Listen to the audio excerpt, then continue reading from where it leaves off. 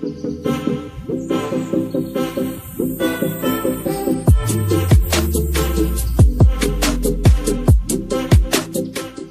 guys, today's video we are going to wrap up the results from the player draft that I did with Unbiased Rugby and the Rugby Analyst, and I'm also going to go through and select my ideal world's best Rugby 15. Kia ora everyone, my name is Zach. I love rugby. Welcome back to Hakatime Rugby. Now first things first guys, let's get to the results of the player draft and what a fun format that was. If you haven't seen it, please go and check that out. I'll link the series down in the description box below, and a huge thank you to Don there at Unbiased Rugby and Rich, the Rugby Analyst. Now, in terms of the results, here they are.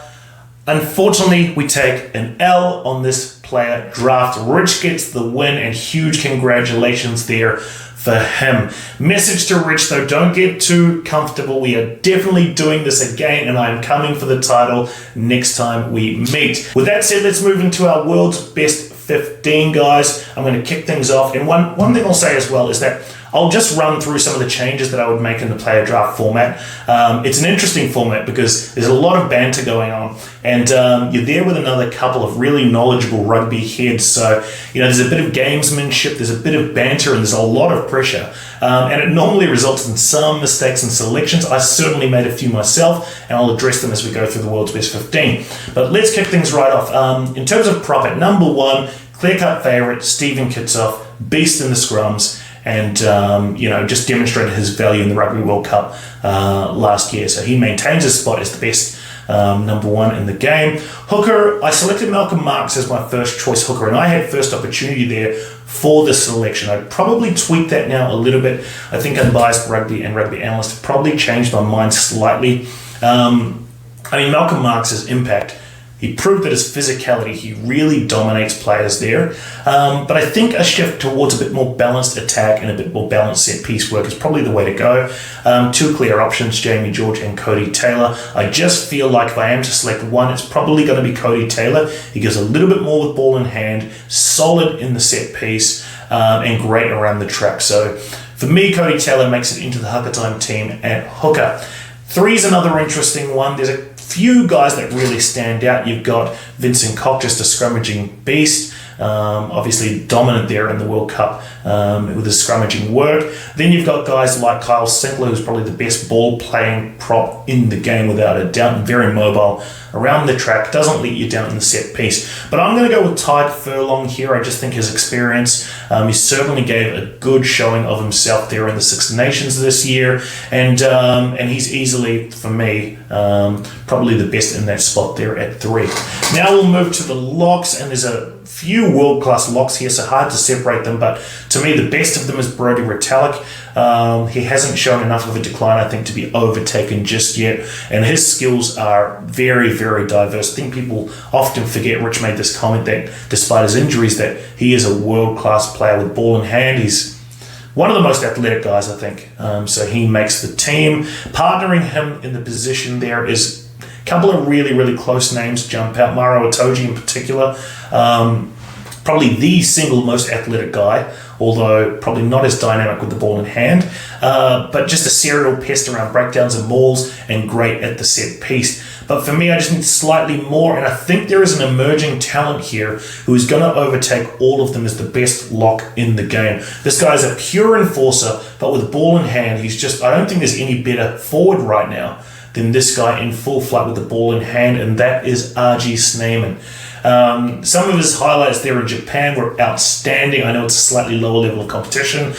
He just carved up there at the Rugby World Cup, so he was fantastic there. And I think we're seeing the emergence of probably one of the best athletic locks and physical locks in the game. I won't be surprised if he's right at the top of the list in terms of locks in the next couple of years. He's certainly at the top of my list this year. So that rounds out our type 5. Now let's get to the loose forwards. I think to a degree they choose themselves. We've got, we'll start off with Artie Severe, who can play all 3 positions, but the most dynamic forward, I think, up there anyway in the game. Very, very athletic, probably a little bit undersized to play purely at 8, but slots in well here at 7, I think. Next to blind side, we go with Peter Steph du Toit.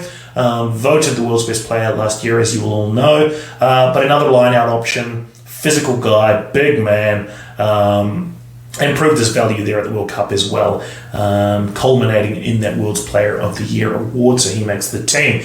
Next, there's a clear favourite at number 8 for me as well. It's Dwayne Vermeulen, man of the match performance at the World Cup final, but also just a real physical, bruising number 8, which I really, really like. Great work at the breakdown, and very, very good under the high ball. And that's really where the trends of World Rugby have clearly been going. Teams kicking for territory, having a guy at number 8 who can grab the ball, contest the ball, and run the ball is huge advantage there, I think, for any team, and certainly a big reason why he makes the Hakatime team. Next, let's move into the backs, guys. And before we do that, let me know what you think so far of the forward pack. Comment down below, guys, but also hit like on this video. It truly helps out a lot with the YouTube algorithm, helps me to reach more people, and really helps me utilize this platform and get the message out slightly more. So please help me out there. To the backs. Now, at number 9, another very, very difficult position here. 3 clear favorites for me in Aaron Smith, Antoine Dupont, and Faf de Klerk. Now, if we closed out last year, you would have to say Faf de Klerk probably edged as the best player in the world at 9. Antoine Dupont had a huge statement Six Nations, I thought, this year, and really showed that he is a player that will easily contest the world's best halfback position, both now and in the coming years. But I haven't seen enough yet to dethrone Faf as the best 9, so Faf de Klerk makes it for me at scrum half. Now we look to 10, very, very difficult selection. So first thing, let me preface this by saying Beauden Barrett must make the team, and he's either going to be in 10 or he's going to be at 15. So that gives us a slight dilemma. Do we choose Barrett at 10 and go with an alternative 15? And for me, that 15 would be Liam Williams, great under the high ball, very, very good as a counter-attacker. Versus if we put Beauden Barrett at 15, then I would probably select Andre Pollard there at 10, superior game management, and certainly gives us options there for kicking at goal. Pretty clear-cut decision here for me. I just think the trends of World Rugby require someone who can really manage games and great field position and territory kicking capability, as well as I don't think you want Beauden Barrett. I mean, if we were to go 10 Barrett, 15 Williams, you probably don't want Beauden Barrett kicking for goal. So with that said, it is a clear-cut choice for me with Andre Pollard at 10 and Beauden Barrett at 15. Now to the centres. So Manu Tuilagi makes it for me, without a doubt, the most destructive ball runner in the game, and certainly the best 12 there. He gives you that option of collapsing defences in around the centre field and allowing, through good distribution, like a bit more space out wide and in the wider channels. So I want defences to be thinking consciously about Manu Tuilagi and collapsing in, while giving some opportunities outside. So he makes it in at inside centre. At 13, we are going with Jonathan Davies. I just think in terms of his decision-making capability, and for me that's the number one attribute of a good centre, is a guy who can make the right attacking reads, can distribute the ball, whether it's chipping behind, pass out to the wings, or running himself, as well as those defensive reads down that 13 channel, are so critical to teams these days, with the rush defensing options now being highly successful. So to me, he is the best decision maker in the game, probably just slightly ahead of Anton Leonard-Brown. I do expect ALB to surpass him in the coming years, and also show some superior leadership qualities in his development.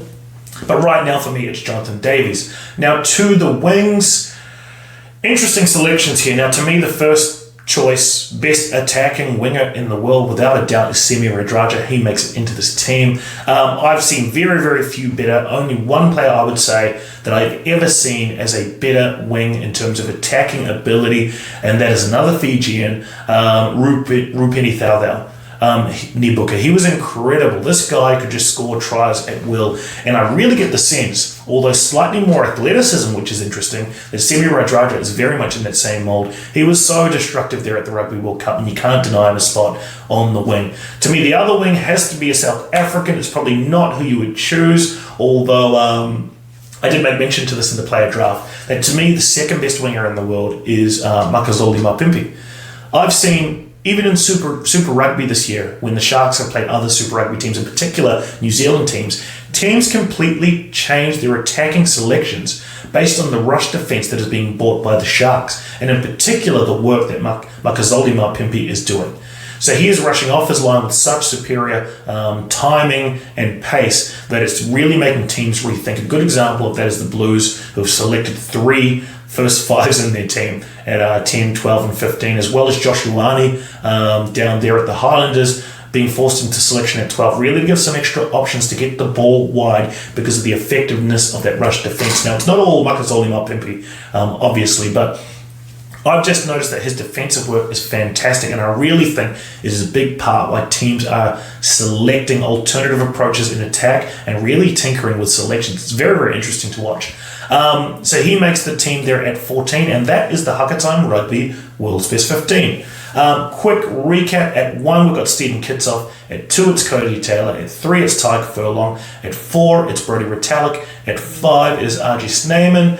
At 7, it is Adi Sevilla. At 6, it is Peter Steptoe. At 8, Dwayne Vermeulen. At 9, we've gone with Faf de Klerk. At 10, it's Andre Pollard. At 12, it is Manu Tuilangi. At 13, it is Jonathan Davies. On the wings, we have gone with Makazole Mapimpi and Semira Radradra. And right there at the back, we've gone with Beauden Barrett. So that's it, guys. I hope you enjoyed the player draft.